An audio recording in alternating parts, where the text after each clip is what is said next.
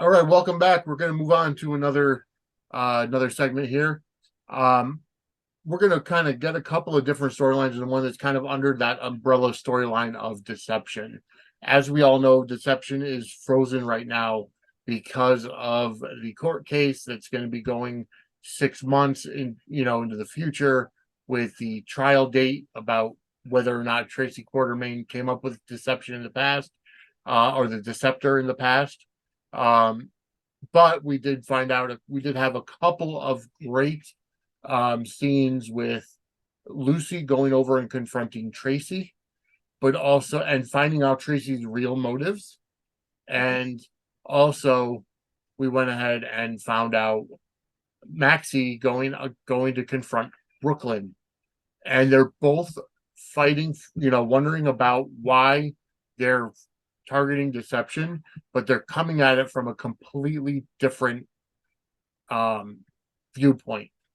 Lucy went over to Tracy because, deception is her baby. Why do you say that you created the deceptor? And what do you want? How can we get this taken care of now? And Tracy came back, well, okay, well, I already told you 75-25. Um, and then, eventually they kind of got into negotiating and getting down to 51-49. Tracy would own 51% of deception, but on the caveat that Lucy would give up her 1% voting right, or Mm. for ELQ. That was a twist I didn't see coming. Well, that made more sense to me when that was revealed because I'm like, I think that's what she's really after. I don't think it's really about the money, but I think she's just doing that to be, I don't know, to be Tracy, to be mean. I don't know. But I think she really is about getting more control in ELQ. Yeah, And she's got a lot of resentment towards Lucy for having, an affair with Alan, or not Alan, Edward. yeah, like old past history that I don't think she's ever gotten over. Yeah, So it's like, honestly, I feel like just let it go, Tracy. Let yeah. it go. But Tracy is not going to let it go. And she's going to be vindictive about it. And she's going to try to, ruin a bit of Lucy's life over it. So it made more sense when she was like, "Oh, I want your 1% share." I'm like, then why do you need such a big chunk of deception? Like you really don't need it for the money. And that was even revealed in her meeting with Blair. So I was like, there you go. We knew it Right. wasn't about the money. It's about But see, something here's the else. but see, here's the thing. I think the reason why she went after a big chunk of deception was because of Lucy's pride. Because even with deception on the line and everything, Lucy still refuses to give up that 1% of ELQ. Like, what exactly is her motivation for keeping it? Is it just the control?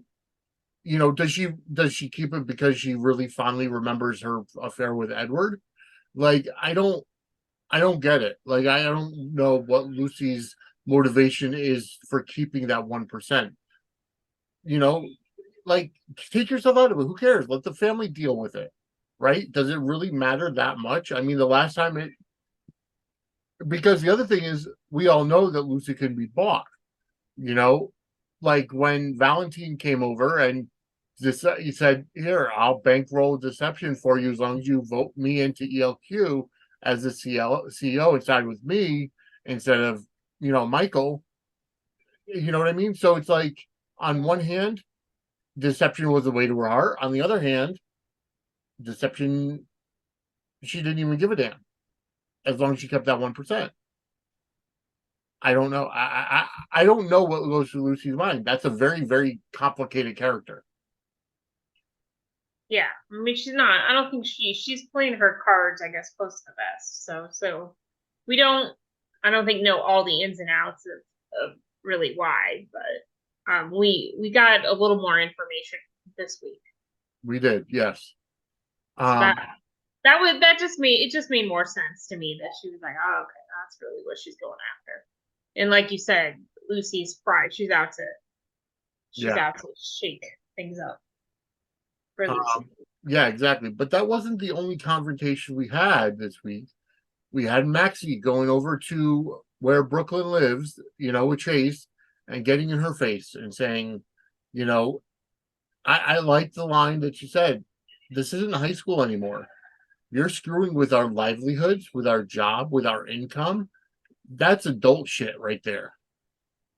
So it's like, honestly, we've known that Brook Lynn and Maxie didn't get along in high school, and it was because Brook Lynn always, played the mind games and, what have you, always, manipulated stuff or whatever the case was.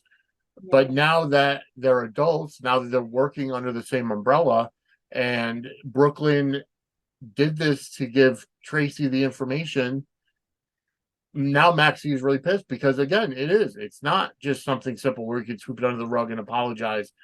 You really, Brook Lynn really created a mess for deception for Lucy and, Maxie's livelihoods. I mean, Maxie has 3 kids, although we never see the baby. But and we barely ever see the baby, but she's also moving into the new house. So she's got bills that she has to pay, and her income being frozen because deception is frozen. He's scared right now for her finances, which is rightfully so. Like, she made a really good point of saying, like, look, like, this is people's livelihoods you're messing with. Like, this is not just some high school game. Like, this is real stakes, and she had every right to say that to Brook Lynn. And then I feel bad, though. I still feel bad for Brook Lynn because I think Brook Lynn she's gotten deceived a bit by Tracy. And of course, nobody's really going to see that point of view because she's keeping that a secret even from Chase. And Chase still doesn't know that Tracy was the one who got him his shot at getting back at being a cop. Yes. That's still not revealed, I don't think. That was. It was? Like, he knows about it? When they were that Tracy was involved? When they were at the pool. Oh, that's when she revealed it. Yeah, Brooklyn came clean and said, Tracy was the one that got the meeting together. That's why I felt like I owed her, because she was going to go to you. And then at that point, Tracy said, I just got them into the room. You did all the work yourself, but then it's like, then Brooklyn did come clean and say that Tracy was blackmailing me to spy on the to spy on deception, and I feel like I've hurt my friends. Yes. So thank you for bringing that up, because it's been a while, so I forgot to reveal that. Cool. But I feel bad from Brooklyn's point of view, because Tracy really used her granddaughter to get what she wanted, and I feel like Brooklyn could have been smarter about it and seen that coming, but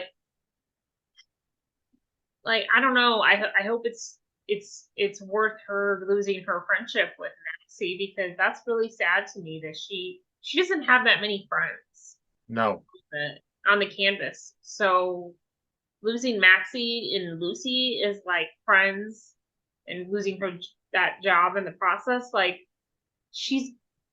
all she has is like Chase then. Yeah. Like, because even Ned's not in his right mind. So yeah, Ned's not in the right mind. I mean, Olivia in some ways is like a mom to her, but it's sad for Brooklyn, because she really kind of put herself in a position where she's like losing one of her only like good friends. Yeah.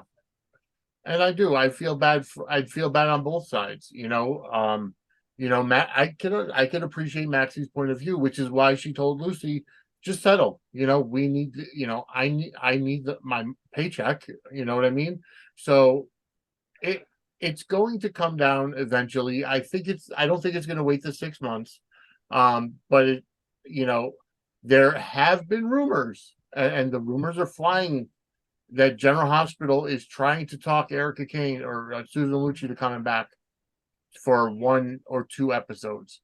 So, I mean, that could be where it's going, because even though Blair Cramer was revealed as Martin Gray's third ex-wife, which from the time that Blair and Todd, if you think about it in storyline, at the end of I'm assuming that ABC is completely disregarding the Prospect Park reboots of ABC of One Life to Live and All My Children.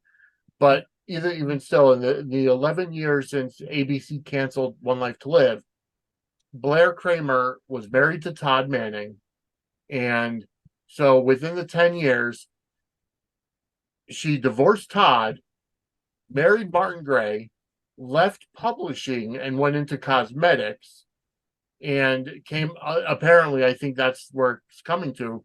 She's the one that actually came up with the idea for the Deceptor. So there's a lot. Blair Kramer's been quite busy since she was on Canvas the last time, because the last time around, she was on Canvas with Todd, but she didn't stick around. Whereas Roger Howe, who's been there for over a decade now, Yeah. so now she reveals, that's I can't wait to be rid of that $50,000 a month, payment, Yeah. because so it's almost like Blair's thought is to push Lucy and Martin to getting married, because that's something she said that she can't wait to get out from under that, and once he marries Lucy. Mm. So I don't know where they're going with it. I just that Lucy and Martin dynamic, while I do like them as a couple, it's very complicated. I can understand two people older in life not wanting to get married for one reason or another. But Lucy being the one that wants to get married, is having a problem now because of this whole situation. Yeah. Although I did like how Blair brought up when she's talking about the 50,000, she's like, that's a lot of hummingbird cake. Yeah, that was a funny line. I thought. I'm not really into the whole like Lucy Martin thing. I don't really see that as a long lasting relationship. No, That's just yeah. me. I don't really see that much chemistry there either. So I mean, Well, I mean, I see the chemistry, but I agree. I don't see it's going to be long term. I have a feeling this storyline might break them up. mm, Um, so we'll see. We'll see where it goes. Um, right. but I feel bad for Maxie. They finally moved into Lulu's house. Um, and then Felicia and Matt come over to help them get settled. And when Maxie brings up, oh yeah, they brought in this hotshot attorney from Pine Valley, Jackson Montgomery, and Felicia's face like, oh, okay. And Matt Mhm. comes back, yeah, he could have had your mother put in jail. Mm. That was good. I It like was, that they pay attention to history when they put in lines like that are like, oh wow, okay, so there's history here. yeah, It's good respect from the writers that they pay attention to that kind of stuff and they actually put that in there. So that was good. yeah, and I think that I liked the conversation that Maxie had with Felicia, because they talked about everything, and Maxie's like, yeah, I ordered so much stuff for this house, but that's when Deception was stable. Mm-hmm. So then that again is why Maxie ended up going over to Brook Lynn and Chase's and going to confront Brook Lynn. You Which, gotta, by the way, she interrupted Shaylin a little bit. yeah, They were thinking about being a little late to work, so just yeah, saying, yeah, just saying, we could have got a little more sexy time. So they always interrupt Shaylin. That's like their thing, Shaylin yeah, gets it all the yeah. time. Because I don't think we've ever actually seen them be intimate, and Once. once, yeah, Part of a bigger, that was at the beginning of a that's right, bigger montage of everybody doing it that night. yeah, So I remember, I was a little bummed because they got like 30 seconds, if that, and then it was on everybody else. And they yeah, never cut back to them in bed or anything. So I was like, okay. So that was kind of my first hint that like maybe the actors don't care to like be that intimate on screen with each other. I don't know. Yeah, and I would have to say that would have to be Brook Lynn's character. I can't remember her. I always go blank on her name. Um, Amanda What, the Sutton. actress? Yeah, Amanda Sutton. Amanda Sutton? Yeah. Yeah, I would have to say that because I mean we've seen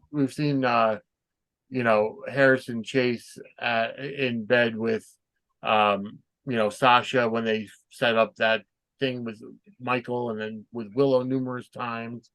So I don't know, maybe Amanda Sen just isn't comfortable with revealing any part of her body. Which again, gotta respect that decision. Right. Yeah, I think I've come to the conclusion that we're probably not gonna get, a very intimate love scene. We'll get an illusion Right. to it happening, but then we'll see like the aftermath of them, like putting on clothes or something. I don't think we're ever gonna get a huge love scene like I was hoping we could get a long time ago. I think I made my peace with that. But it's okay. I mean, if that's the actor's choice, they don't want to do that. They don't want to do that. And I'm trying to think, like the last time I think Josh had like a big love scene was when he was with Willow, and they had the whole montage of it. That might have been before he got married, so maybe that's why too. Maybe, I don't know. Maybe why he doesn't want to do like big, huge love scenes anymore. Could be. It's always a possibility. I don't know. Just saying. But all right, let's we got a little bit of time left. And we'll get to the next segment next. We'll go over the rest of everything that we have to go over in the next segment, and we'll be right back.